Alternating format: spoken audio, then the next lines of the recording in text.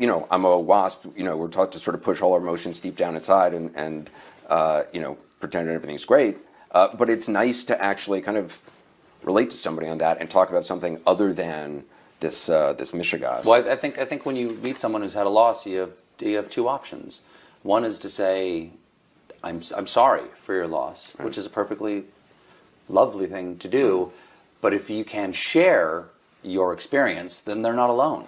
Well, it's always interesting to me how when I bring it up, meeting somebody for the first time, and they say, "Oh, I'm sorry to bring it up," and as if what they don't realize is the person who I'm died. thinking about it all Constantly. the time. I mean, Exactly. it is, as you said, Exactly. It is, it's one of my arms. I mean, it is an extension of who I am. Quite possibly for the rest of your life. Oh, without a doubt. Yeah. It's been 31 years since my brother died, and more since my dad. And there's not a day that goes by I don't think about To it. the point sometimes where I go like, why is nobody asking me about this?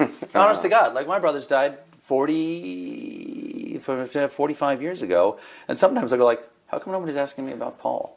But how would they know to ask? They don't know I'm thinking about him. Right. And they would be uncomfortable to ask. I actually, this is going to sound weird, but for a long time, and probably still to this day, wish that I had a scar.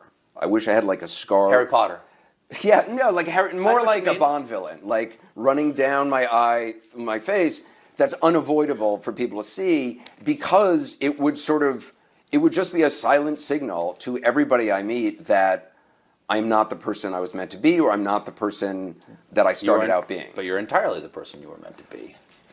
I don't know. Maybe not. Maybe this is a warped version of. So there's another timeline with a happier Anderson Cooper? Yeah.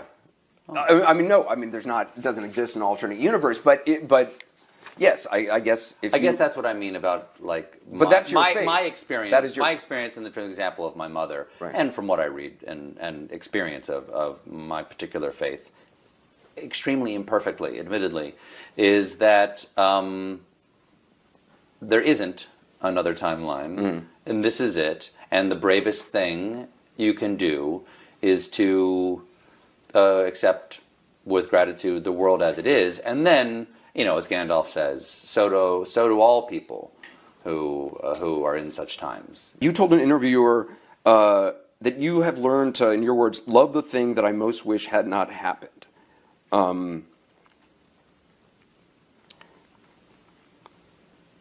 I remember. You went on to say, "What punishments of God are not gifts?" Do you really believe that? Yes. It's a gift to exist. It's a gift to exist. And with existence comes suffering. There's no escaping that. And I guess I'm either a Catholic or a Buddhist when I say those things, because I've heard those from both traditions. But I didn't learn it that I was grateful for the thing I most wish hadn't happened, is that I realized it. Mm-hmm. Is that... And it's an oddly guilty feeling. It doesn't mean you are happy. I don't want it to have happened. I want it to not have happened. Right. But if you are grateful for your life, which I think is a positive thing to do, not everybody is, right. And I'm not always, but it's the most positive thing to do, then you have to be grateful for all of it. You can't pick and choose what you're grateful for. And then, so what do you get from loss? You get awareness of other people's loss. Well, that's true. Empathy. Which allows you to connect with that other person. Right. Which allows you to love more deeply and to understand what it's like to be a human being, if it's true that all humans suffer. Right. And so, at a young age, I suffered something so that by the time I was in serious relationships in my life, with friends, or with my wife, or with my children, is that I have some understanding that everybody is suffering.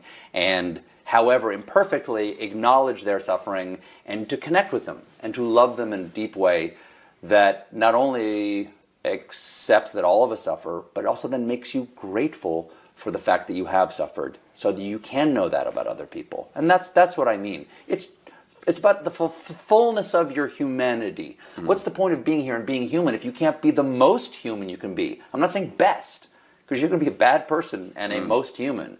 I want to be the most human I can be. And that involves acknowledging and ultimately being grateful for the things that I wish didn't happen because they gave me a gift. Well, one of the things my mom would often say is that she said, I never ask why me, like why did this happen to me? She would always say, why not me? Why would me be exempt from Sure. what has befallen Sure. everybody, countless others over the centuries? And I think that's another thing that has helped me think, yeah, of course, why not me? This is part of being alive. I mean, this is the suffering is the sadness, suffering. These are all you can't have happiness without having loss and suffering. And in my tradition, that's the great gift of the sacrifice of Christ, is that God does it too. Mm. That you're really not alone. God does it too. I heard you say something once. I just thought it was funny. You said you were saying that you don't proselytize because something about, I don't